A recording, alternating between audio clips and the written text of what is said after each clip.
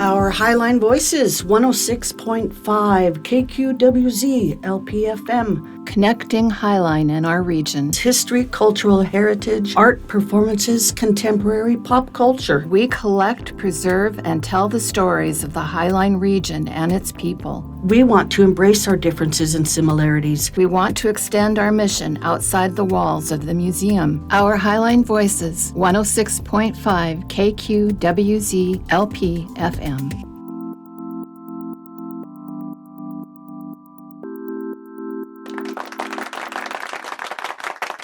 Hi everyone, this is Nancy from the Highline Heritage Museum and welcome back.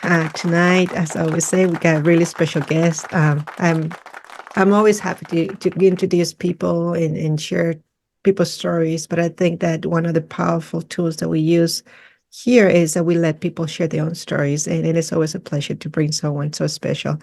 And today we had Kay, and I'm going to let her introduce herself in a moment. But right now, we're just saying thank you, Kay, for allowing us to do this, to provide a platform for you to vocalize whatever you want to express and share to everyone. This is April. This is a very special month too, to honor and to celebrate. And once again, just thank you. Thank you for allowing us to do this. Also, to share with everyone, why are we doing this? This project is about reaching out audiences that are outside of the museum area, that are outside of the traditional way of how we tell stories. We believe that we need to provide accessibility, and that includes people with disabilities, people that had struggled to travel, to come to the museum, and it's just people that don't trust museums in general. And some people will be scratching their head, why would not trust them? Well, because it is, especially with our minority groups, there is a real factor that the stories are not being represented in spaces. And so to gain that trust, we need to act on them. We need to show that our actions speak louder than words. And this is one of those initiatives that we are taking over. And so, Kay, welcome again. And I'm going to let you introduce yourself and then we dive into the questions. Are you ready? Yeah.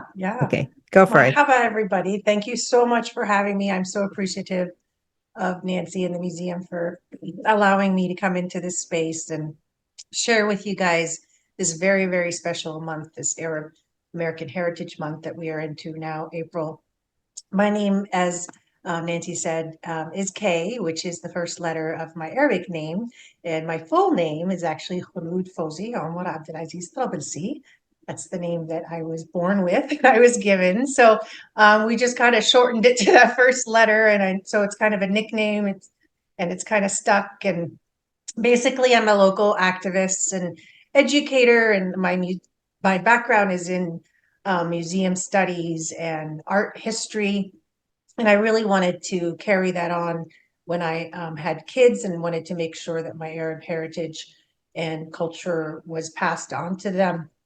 And I started with my company, A Crafty Arab, which actually started with a alphabet poster of animals, a fun little alphabet poster, which then went into a fun little color poster. And you guys get a sneak peek. We're right now working on shapes and numbers that are coming up, hopefully sometime this year. And which then led to me self-publishing a coloring book that went with the posters. And for those of you that don't know, Arabic opens in the opposite direction of English. So this actually opens in the correct way. So it opens in the right way for kids to enjoy coloring the animals that are inside. And then the parents get 2 copies of the posters that they can frame afterwards. And then I kind of led me to writing and creating this blog that teaches parents about the Arab world and the Muslim culture. And soon after that, I started pursuing writing and writing courses. And then I was published in an anthology through a East Coast publishing company called The Shape of Home. And this is actually grown-up adult stories that are in here that are from 7 women from the Middle East. So there's women from Turkey, Lebanon, 2 from Palestine. It's a beautiful anthology of stories about home and what it meant to all of us. And then I sold a story to Scholastic, a children's story about a little boy who was ashamed of his name because it's Arabic.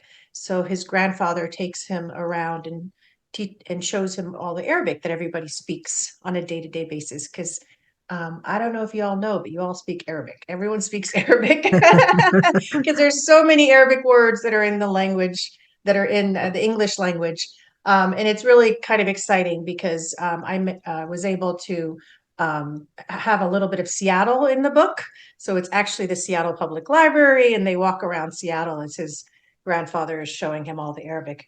So I like to really kind of promote Arab culture and, you know, the Muslim world in a positive way. And I go into classrooms, and I have 4 class visits in the next couple of weeks, going into schools, talking about Arab culture. I go into senior homes and talk about Arab history. I did a project in 2007 with Mohi where we studied the first Arab settlers to first come into Washington State. And so I have all that history and give it as presentations and such. So I just enjoy really kind of showcasing the Arab history and culture in a positive way, and showcasing to everybody how much Arab it is around them, and how many Arab celebrities there are, and Arab inventions, and Arab things that are always around them. Yeah, I remember meeting you the first time last year, and we were talking about all that, and it was very interesting to see how intertwined we are in many ways, and we are not even aware of it. And so the work that you do, you bring awareness, you bring light into, hey, do you know this? Do you know that? And it's just providing those facts that, like you said, is an everyday context, but we don't recognize what that is. And so being able to be a little bit more educated as to, okay, this is this, and provide that, I think that knowledge is important, not just for us individually, but also as a group, and as we engage with other groups and see how intertwined we are with each other. And so I know that you've been working, I mean, you were with us last year. We presented your beautiful, probably something, if I don't know if you're comfortable talking about the project that we did last year. Yeah, the sculpture. The Yeah, sculpture in the parking lot. we put a piece up called Salta, which is a beautiful piece that you would walk through, and it has over 200 names of Arab kids, and it started in Redmond and had kids' names added there, and then it came to your lovely museum, and it had more kids' names there. And actually, I found out recently that I might get it into Kent. And so I'll add more kids' names from Kent, which is really lovely that all these kids are intertwined together on one sculpture in this Arab names. But yeah, I was very appreciative that you guys let me hosted me for a month and let the public come out and see that piece. Good. Kent, I do know the director of the Kent Museum. His name is Dylan, so hopefully you're working with him. Dylan, if you're there, hi. Yeah, shout out. Actually, I was invited by the Iraqi Community Center, Oh, nice. which is in Kent, and they asked me to put in a grant with the Arts Commission there or something. So yeah, maybe we'll have to get through some networking and work on getting that project over there, because it sounds like it's a really beautiful town to be able to continue this tradition of this piece. I think we have a conflict right now, and I might have to restart the interview. Would you mind if we do that? Yeah. Apologize. Hi, everyone. This is Nancy from the Highline Heritage Museum, and welcome back. Today, we have a very special guest. Her name is Kay, and I'm going to let her introduce herself. But in the meantime, just want to say thank you for letting her come with us to share her story. And then, why are we doing this project, this concept of interviewing people and letting people share their story? Is because we believe in inclusion, accessibility. We believe in the concept of everyone should be able to have access to who are we as a human being, but also the idea of getting to know each other. And so, Kay, thank you so much for allowing us to interview you today. We met last year, but I just cannot wait for people to hear more about what you do, not only here in Highline and the region, but the importance of your work all around. And so thank you again for your for the opportunity to do this. And it's just an honor and pleasure. So thank you. I'm going to let you introduce yourself and then we dive into the questions. Are you ready? Yeah, we're ready. Thank you so much for having me. Marhaba, everyone. I'm so excited to be here and so appreciative of the museum for doing this initiative and having me here. As she mentioned, I do go by K, but that's just the first letter of my name because it's very long and hard to pronounce. So my full name is Koloud Fawzi Omar Aziz Tarapolsi. I am originally from Derna, Libya. When I came here as a child, moved into Seattle area in my 20s when I came to get my master's and got it in Middle East studies. And so continued since then, really trying to educate people about the Arab world and the Muslim culture and in a positive way and doing this through my website and through my company, A Crafty Arab. And I originally had started, I think about almost 20 years ago, with a poster, an alphabet poster that we did of all of the Arabic alphabet in a really fun way for kids. And then we went to colors that's also out. And then we have, hopefully, inshallah, this year, we'll have numbers and shapes that will be out soon. And that led me to self-publish a coloring book that encompasses all of the letters. And actually, because Arabic is written written left to right, right to left, as the opposite. I got confused there for a second. As the opposite of English, the book actually opens in the correct way for kids to enjoy opening it that way. And then there's, of course, letters to color inside and all of the animals, and then the poster in a smaller size. So fun little things like that, which then led me to take more writing classes with all of the writing I was doing on my blog. And a wonderful opportunity with a publishing company on the East Coast, the West Warwick Public Library Press, who put out a anthology of short stories of Middle East women. There's about 7 of us, women from Lebanon and Turkey and Palestine. And it was really an honor to work with them and put together this anthology of short stories. And then after that, I have a story with Scholastic that has a little boy that is embarrassed about his name. And then his grandfather takes him around Seattle. You can recognize the public library there. So it's kind of a funny little story about the grandfather pointing out all the Arabic that everybody says on a daily basis. And it's my version of my big fat Greek wedding. It's like, that is an Arabic word as the grandfather walks around. And I love that Scholastic used Seattle settings. So the little kids will be able to see the port and all kinds of little Seattle scenes. And then, I promote it in other ways. I just had a cooking class on Sunday. I've been hosting refugee cooking classes. We did Egypt and Morocco and Palestine and Syria. And on Sunday, we tasted Iraqi food. So that's kind of fun to do in that way. And then because it is Arab Heritage Month, and I do school visits, I've got a few of those coming up, and one at a senior home that talks about Washington Arab history. In 2007, I worked on a project with Mohi that they helped us trace the first Arabs that came into Washington state. And so we were able to document all that information. And so I also do visits about the first Arab settlers in Washington state. So it's kind of a fun month. It's kind of nice to have all these fun things going on with the month. Arab American Heritage Month is going on. Yeah, one thing that I always want to make sure that we can pass a message is that, yes, there is very specific spotlighting Heritage Months, but the idea is to celebrate that every single day.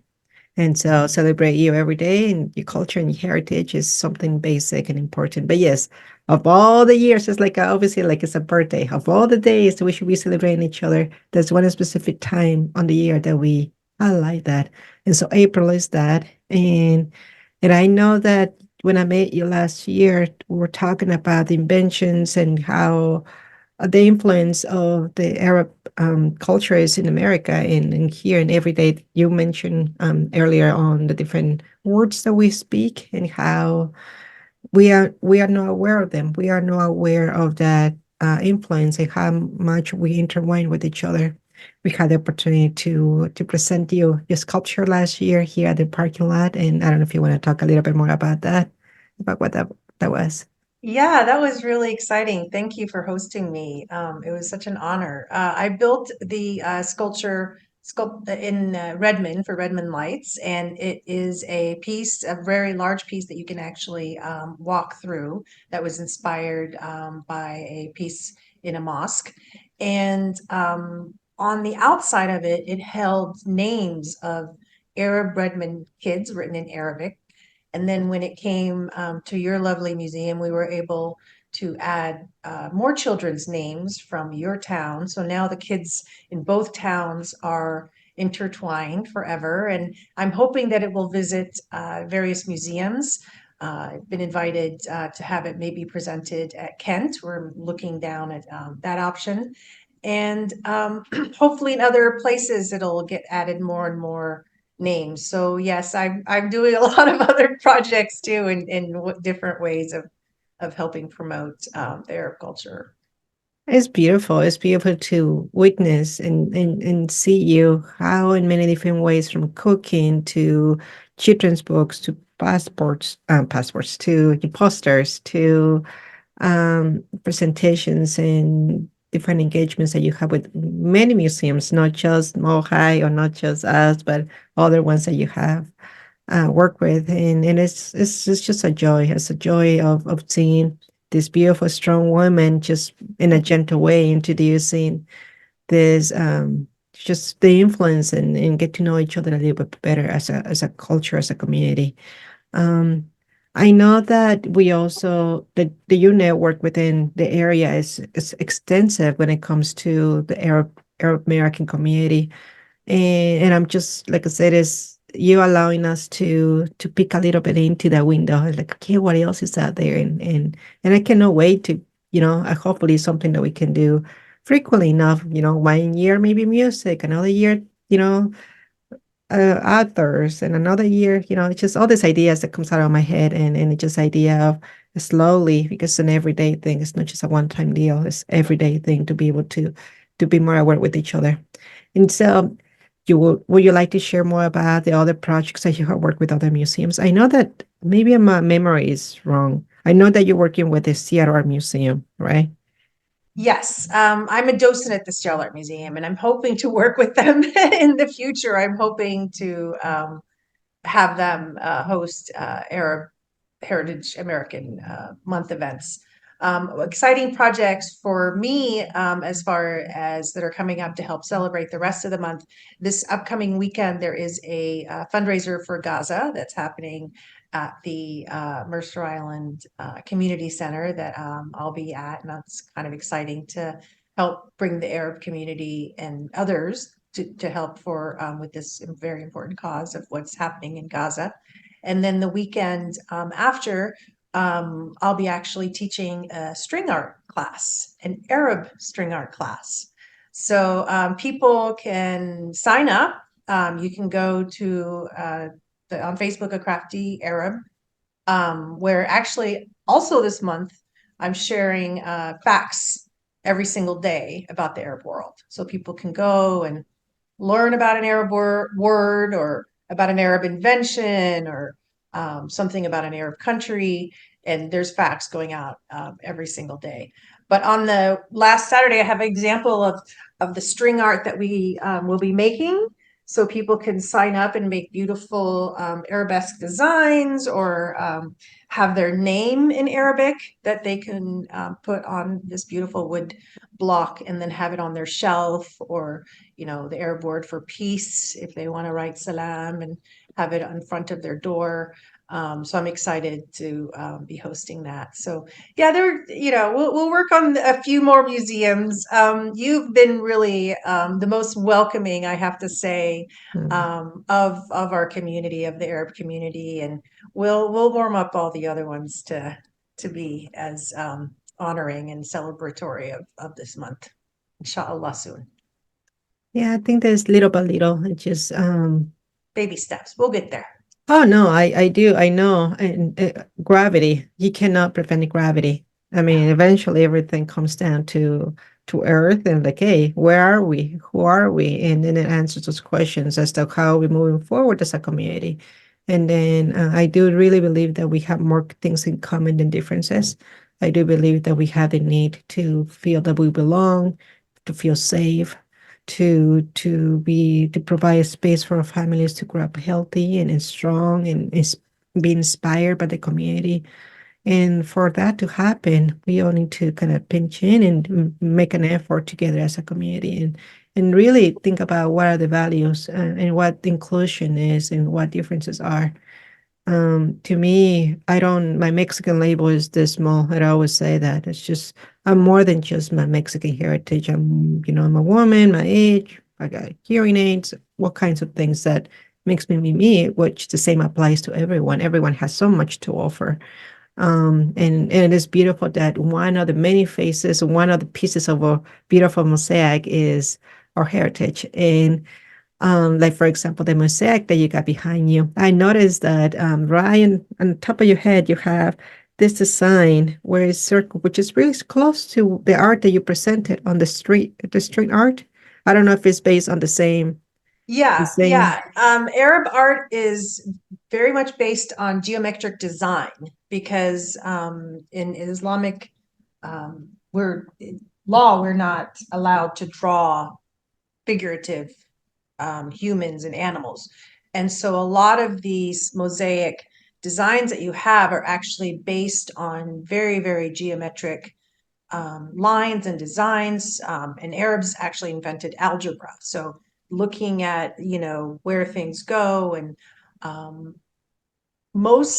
actually all of the mosaics are based on 4, 5, and 6 points. And so, depending on if you look at one and you start adding it. And so all of these designs it's amazing to me that they did this back in the day, that they created this. And this actually particular mosaic that I have behind me, a piece of artwork, is actually a fountain in Morocco. And it is outside the oldest the oldest university in Morocco, which was founded by a woman.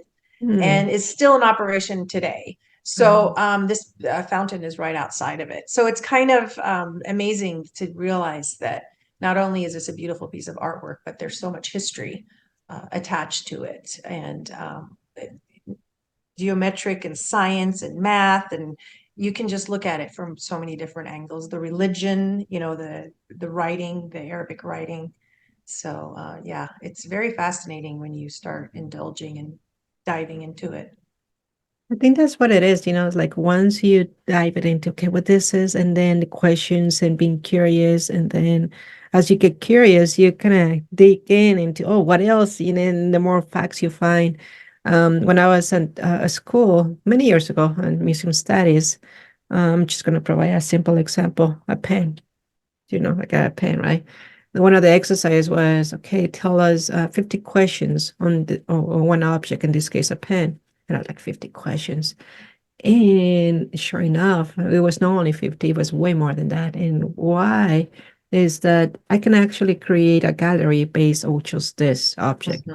And that object is like, what is made of? Why is the purpose? Who made it? Who designed it? What's the composition? What was happening around that time frame period? And so on.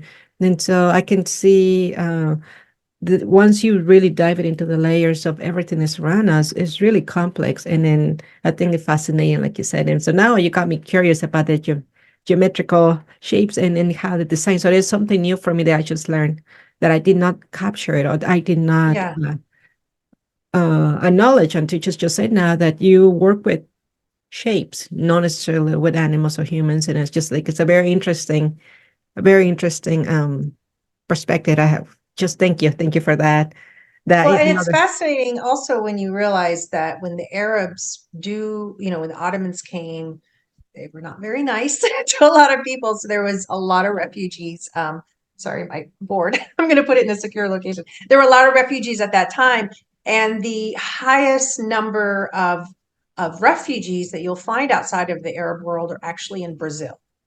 And so you'll find a lot of Arab influence in the Spanish culture, in the Spanish design, from back in the day, from the Ottoman rule, when those original Arabs in the 1920s and 30s fled their homelands. So you're talking about the cross culture and how it just goes from one country to another, and you can just really kind of point at where it goes and the influences in Spain from the Arabs that traveled there. And so yeah, it's really beautiful to see all these different multicultural events happening. Yeah, I've been in the places. I think one location was in Sevilla, in Seville. I'm thinking the Spanish word, Seville. They Yeah, have the gardens. It's a beautiful. I forgot the name of the garden, but it's yeah. this beautiful. In I know fact, what yeah. one even the movie, not movie, but the show Game of Thrones, projected one of those recorded or film on that location. But the gardens, it has all this Mhm, beautiful mosaic work on it, and then you can hear, you can see the mhm. Arab Yeah, the culture crossover. influences. Yeah. Yeah, uh, and it's amazing how you mentioned that in Brazil. I mean, of all places, I was thinking more like Spain or like other parts, but Brazil. Why? Yeah, Why? Brazil, the number one, and it's insane. It's like there are, and there's actually like studies of this. There are as many Lebanese descendants in Brazil as there is the population of Lebanon. So it's almost Whoa! like they took Whoa! Lebanon and doubled it and just sent half Wow! of them to Brazil. So it's like 11 million or something. 11 million. I mean, it's really, really high number. And then I think it's like France, Turkey. I just did a post about it. That's why it's on the top of my brain. But yeah, I think it's Brazil, France, Turkey, and then the US, and then another Argentina. So number five is Argentina. So yeah, another place that you probably, if you go, you'll see, these designs and these influences from people that traveled and then they were looking for work, the woodworkers and the stone builders and that kind of thing. So yeah, it's very fascinating when you see the crossover and how far and wide the Arab influence went. And you pulled up the pen, which is actually was invented by an Egyptian. Wow! I know it's like I feel like a little lesson here. No, I love That's like that. one of your questions can be like, how did the Egyptian invent the pen? Well, he got tired of his hands being ink. So he called his scholars and he's like, somebody fix this. And they did. They put a tube on the end of the rod so it could hold the ink. Wow! So yeah, it's pretty fascinating. All of the mattress, the sofa, of course, the most important coffee was first used by Yemeni Sufi so they could stay up all night and pray. Oh my Sufi gosh! mystics. So yeah, it's a pretty fascinating culture, and I love sharing it because, like I said, I got my degree in it, so I'm always learning about it. I'm always reading books about it. Most of my library is on Arab events and history and stuff. So I love sharing it and making sure people understand how wide and far the reach actually goes, from my people to yours, to Oh, everybody else. I love how you educating people and how you are. Oh, to me, I see myself a bit nerdy in my own. I love those. I mean, I can spend hours and hours just learning interesting facts. And I wish I had more time with you and really dive. What else and what else? And I know that you. Would Well, you come mind and make sharing? string art, Yep, yep. I would love that. I actually. and then you can learn more. And like I said, I always we just went through 5 Arab countries with cooking class. We're doing another one soon. So yeah, I just would go to a Crafty Arab on Facebook. That's the best way I've found for reaching everybody and really kind of letting them know about events coming up. Oh, and I'm doing Edmonds School District on Friday. I think that's an open event. Wow. So yeah, that'll also be on the website. So there's a couple of exciting things happening this month that people. I got a weird question. The only reason I'm asking that is because I have a tattoo on my back. I have a mandala on my back. Is any connection? Is that, would you call that a mandala? Or is The mandala, yeah, it's kind of the mandala is more East Asian, like Indian kind Mhm. of design, but there is definitely for sure a crossover. And it's similar to the fact that they use henna on the hands, which we Mm. do. We put henna and do that, and they also do that, but they call it mehende. Mm. So there's a lot of crossovers in those cultures. The first storytelling came from the Persians and the Indian, Pakistan region, but then it wasn't really until the Arabs that started refining it and taking it to the next level. So all of these inventions really kind of passed through different hands, but most of them started in that region. So yes, there is connections between the mandala and geometric designs, but Mhm. originally they were kind of crossed over, in different ways. And most of that was also through the Silk Road, as it passed through the Fertile Crescent, Mhm. up through Turkey and stuff. That all traveled. And then the Ottomans took it further out. So yeah, there's a lot of crossover. I've been in Turkey, but I do need to go more, more Yeah. into the other side. Little by little, you'll see. Little by little, I'll learn more places. I know this is an organic question, and I know this is, you might say, why you're asking this question, but what is the passion behind the work you do? Why is the fire in you that, why is it that you, in one way or another, in very artistic way, you're releasing, that part of you that allows all of us to learn more about the culture? What is the feel? Why, where is that coming from? I kind of grew up in an area and in a time where there weren't a lot of Arabs, and I just didn't see myself represented. I went to pretty much an all-white school. I grew up in Oklahoma, and people assumed I was Native American because of my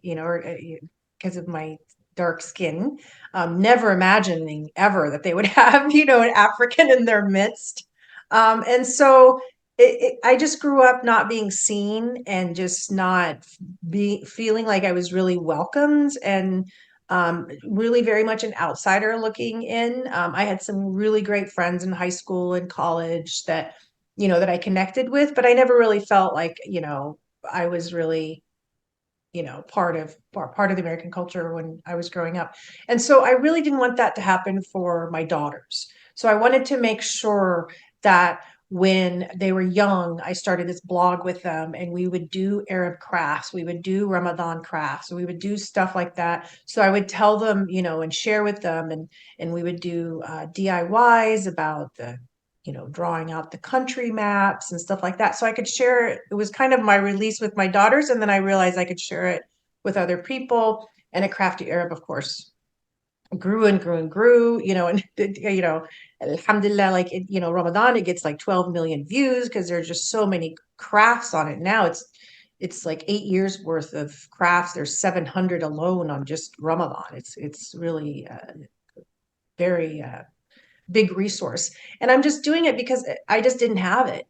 And then, of course, growing up in America, starting with, the Irani hostage situation, and it just kind of went downhill from there as far as all of these different events from the Middle East and the Arab world, just really portraying people in a bad way. My mom, who wears the hijab, would get stuff said to her, and for a while she was afraid to even leave the house.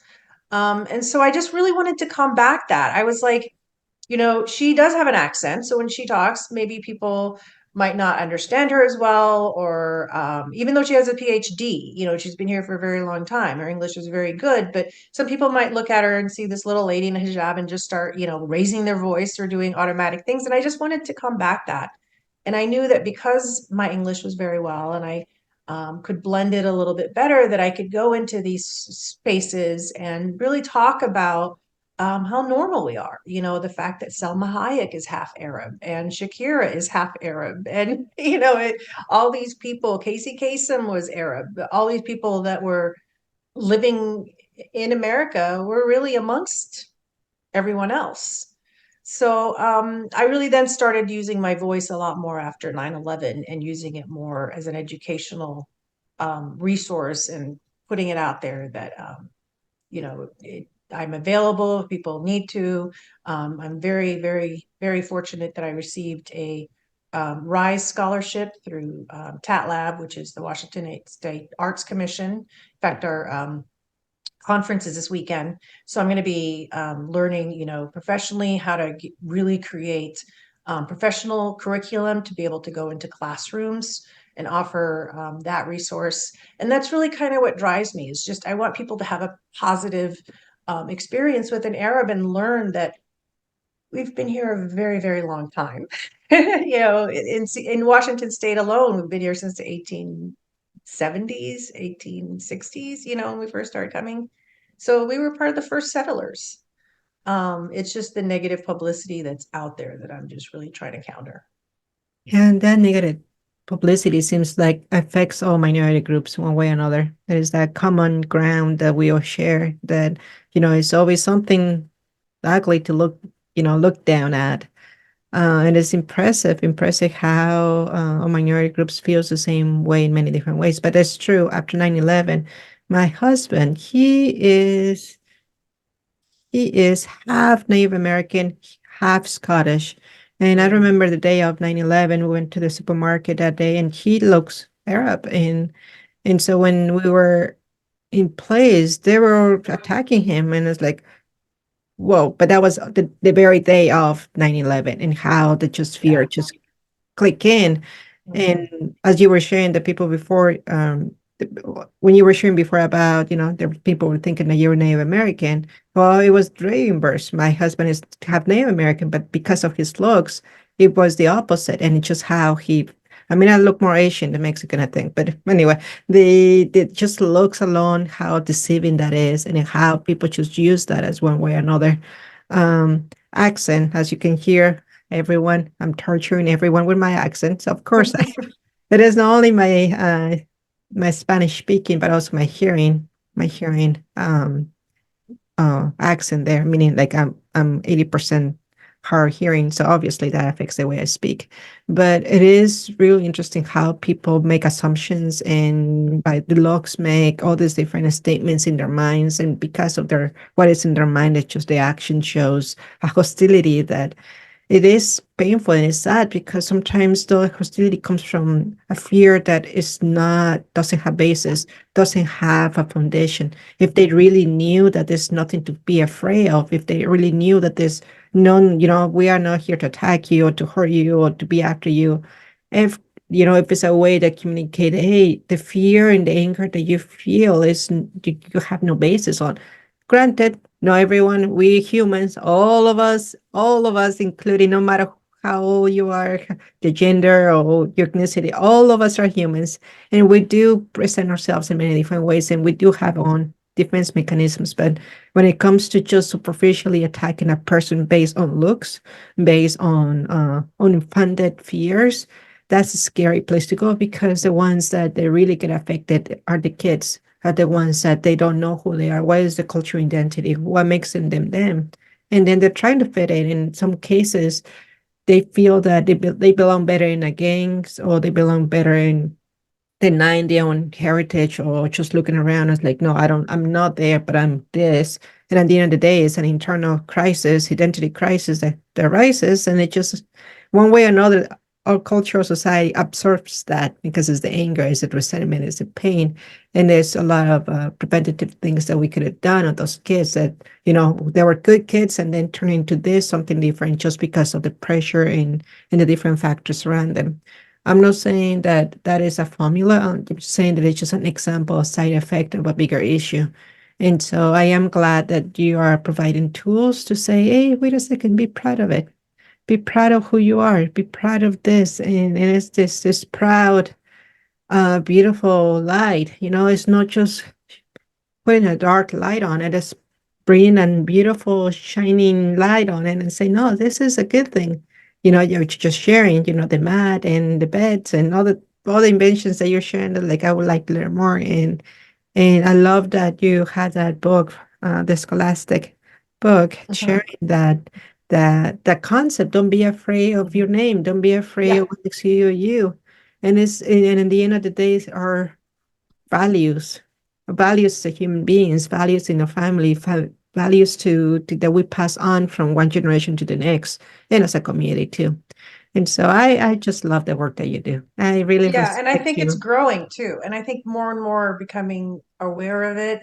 I know for Bellevue School District, they just started this year Arabic classes for Mm. students. Wow. So, and they'll be introducing other languages soon. So the fact that Arabic kids and non-Arab kids are taking, classes in high school of Arab kids and non-Arab kids are taking Arabic just blows me away because Mm. I was the only Arab kid in my school, in Oklahoma. I was the only Arab kid.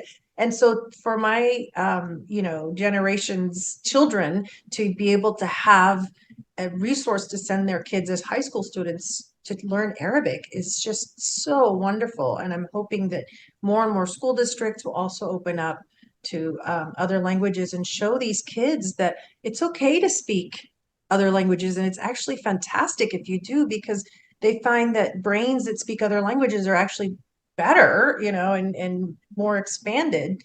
And so the more languages you speak, the better it is for you. So I think more and more people are starting to add more and more diversity, which is just so fantastic in the Seattle area to see. I think that, because say having those values, and then sometimes you might not have the values from your family passing down to you, but you form your own values and what is it that you individually want to pass down to the next generation. And so, cannot wait to try more of your food. Now you got me curious about what you got. We just did this. We just hosted an event here at the museum about food, and I just find it intriguing, and all the way from, traditions to the ingredients and the ways to do it. That I guess is, yeah, I'm getting hungry, so probably that's what I'm thinking. That would be a really good. But even if I'm full, I'm sure I'll still enjoy that. We got a few more minutes left. Is Just want to make sure this anything that you would like to cover, something that this is about you and your story, about your culture, your heritage. Is there anything that's missing that you like to share? I know that you are sharing with us the different events and programs that you're working on, and I might ask you after this interview to share with me your links, if you want me, and that way I can include them under your. Be mindful that this is going to be on a recording on a YouTube format, which means that people can have access to the same links as long as they click in on it. So it's something that, generically people can reach you and find you. But anything else would you like to share? Yeah, no, they can definitely reach me through the links, and the Arab American Heritage Month is definitely almost over. And like I said, I do have quite a few things lined up for the next 2 weeks, but there's always next year. So people want to reach out and contact me. I would love to come to your school, to your retirement home, anywhere, to your business and talk about the first Arabs, or read from one of my stories. I did forget to mention that actually The Shape of Home I have two stories in here. One is a fictional tale of my great great grandfather walking his two sons from Libya to Turkey to save them and that's based on a true story, to save them when the Italian colonizers came and were killing all of the boys under 18. So he walked them from Libya to Turkey, which is crazy. And I took that story and created a fictional story about it. And it was very difficult and hard because it's quite a difficult subject to write about. And I thought it would be fun to write something funny to help balance while I was doing all the 3 billion edits that my editor made us do. And so I wrote a very funny story about how to make hummus and the correct way to make hummus and how it has to be naked and all kinds of funny little ways of, and it's a very, very funny little, very, very short, they call it flash fiction. So there are 2 stories in here. So you will get 2 for the price of 1 if you purchase it. So we can add that link on here. But I do have a couple of stories in that. So I do love, I'll educate anyone, the elderly in nursing homes, the adults through my stories, storytelling, and being a member of the Seattle Storytelling Guild, or going into classrooms and auditoriums in schools and starting them young of positively seeing an Arab and being influenced by a positive experience. I think that's what it takes, is all of us to experience a positive experience, to make that association that not everything is that scary, that not everything is that bad. It drives me crazy, like there will be times when I will be walking with my mom on the story, and obviously I'm speaking Spanish to her, and only English. Like, yeah, we speak that language too. We do. We speak the English too, but it's just like, why you have to make a point of I call those microaggressions. And so it's a new term that I'm introducing. A lot of my volunteers here. What is to experience a microaggression and what that means, and then how we all, in one way or another, we receive them. Either because you're a woman, because of your age, because of whatever. We always seems to be pointing out the differences instead of pointing out how common we all have and the common ground. We parents, we daughters, we love to have fun. We find meaningful experience in connecting with others, and so on. So, okay, well, it's been a pleasure again. It's always been ever since I met you. And other interactions, it's always been. I love hanging out with you. We need to do this more often. I know. We need to come up with more creative ideas of what we can do. But for sure. Thank you so much for having me. Thank you. I so appreciate it. No, I think we should be the ones thanking you for providing the tools and the accessibility that we all need in learning more about each other and about your heritage and your culture, and how we are interacting with it every single day without us knowing it. So thank you for everything you do, from us to everyone in the community region. Thank you. And just have a wonderful time. And I'm glad that you will be providing your links so we can share them and people can connect with you. So. Well, thank you, everyone. I hope you enjoyed this interview and that you can rewatch it over and over again. So thank you, everyone. Okay, bye. Our Highline Voices, 106.5 KQWZ LP FM. We envision ourselves sitting at a round table where no one is the leader and stories are heard respectfully, regardless of gender, age, sexual orientation, disabilities, or ethnicity. Our mission is we collect, preserve, and tell the stories of the Highline region and its people. We want to extend our mission outside the walls of the museum. Our Highline Voices represents us all, honoring our past, celebrating our present, and uniting to cultivate our future. This project allows us to reach out to demographics who might be unable to visit the museum. People with disabilities, low-income families, people who don't trust museums, and more. In partnership, we are launching a locally programmed new radio station at the museum, featuring recorded and live Highline's heritage, history, culture, arts, and more. Are you interested in sharing your story? Email director@highlinemuseum.org.